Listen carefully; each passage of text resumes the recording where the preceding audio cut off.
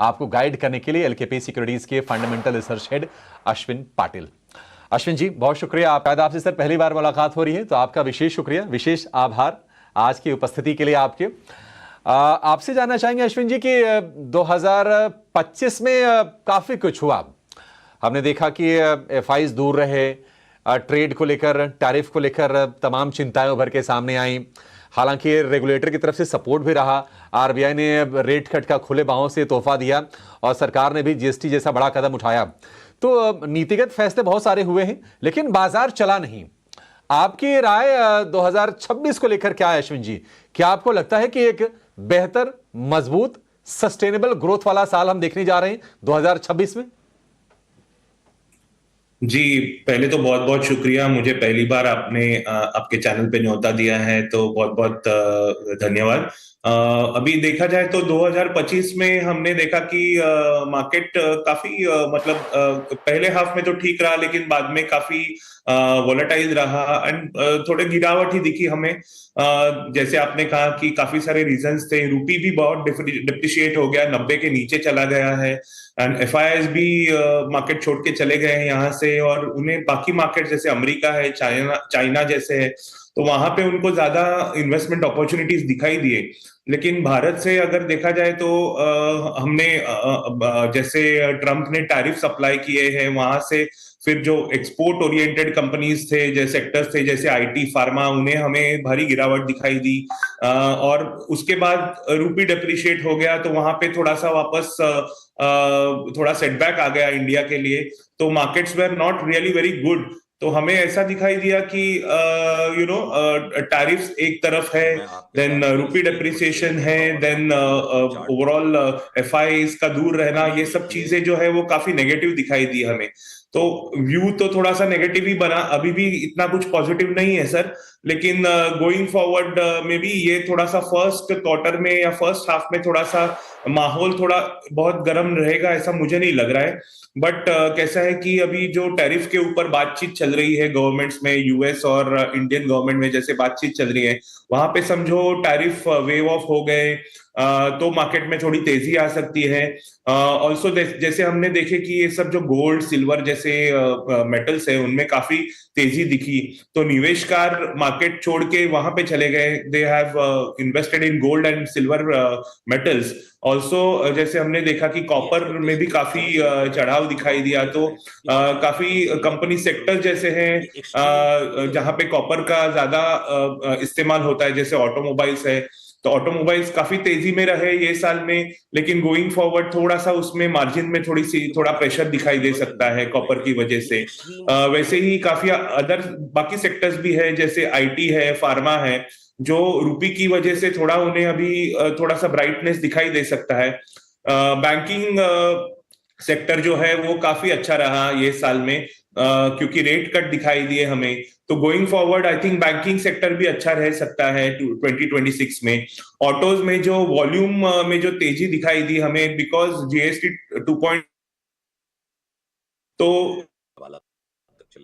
में काफी पिछले consistent with हीरो है जो मार्च 28,000 on Nifty, then back to 20, वहां पे जीएसटी का 4,000 and तो इस वजह से तो हमें ये सेक्टर जो है जैसे ऑटोमोबाइल है, बैंकिंग है, उसमें तेजी बरकरार रह सकती है। लेकिन गवर्नमेंट अभी जैसे बजट आएगा उसमें थोड़ा कैपिटल गुड्स में जैसे कैपेक्स में सकती है, रेलवेज में बढ़ सकते हैं, तो ये सब सेक्टर्स है वो अच्छे परफॉर्म कर सकते हैं। तो मेरे ख्याल से मुझे लगता है कि जैसे एफएमसीजी सेक्टर है, कंज्यूमर ड्यूरेबल्स है, उनमें भी अभी धीरे धीरे ये जीएसटी 2.0 का इम्पैक्ट दिख सकता है। सो Q3 का रिजल्ट जो है, Q3 अभी जो रिजल्ट्स 15 जनवरी से जो शुरू हो जाएंगे, तो मुझे लगता है कि ये जो क्वार्टर गया है Q3, उसमें जीएसटी का इम्पैक्ट दिखाई देगा, रूपी डेप्रिसिएशन का इम्पैक्ट जैसे आईटी और पॉजिटिव दिखाई देगा। और जैसे बैंकिंग है, ऑटोज है, उनमें Q3 का जो इम्पैक्ट है वो काफी अच्छा दिखेगा। कंज्यूमर ड्यूरेबल्स में भी अच्छा दिखाई देगा, जैसे वॉशिंग मशीन्स है, रेफ्रिजरेटर्स है, एसीज है, तो उनमें जो पॉजिटिविटी जो ये क्वार्टर में दिखाई दी वो Q3 के नंबर्स में दिखाई देंगे। और मेरे ख्याल से Q3 के numbers will be better than Q2, and उसकी वजह से आई थिंक FIIs फिर आ सकते हैं। जैसे रेट कट हुआ है, GST का इम्पैक्ट दिखाई दिया है, तो मेरे ख्याल से ये थोड़ा सा कॉशियस व्यू मेरा है फिलहाल मार्केट्स के ऊपर।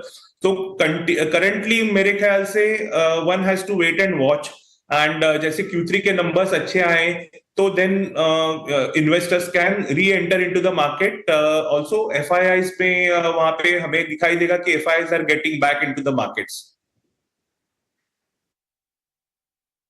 जी, नहीं बिल्कुल सही स्ट्रेटजी है अश्विन जी, कि Q3 के नंबर जो होंगे ना वो डिसाइडर होंगे, और क्या है ना कि ऑप्टिमिज्म भी है कि Q3 बेहतर होगा और धीरे धीरे चीज़ें प्राइसिंग होती जाती हैं।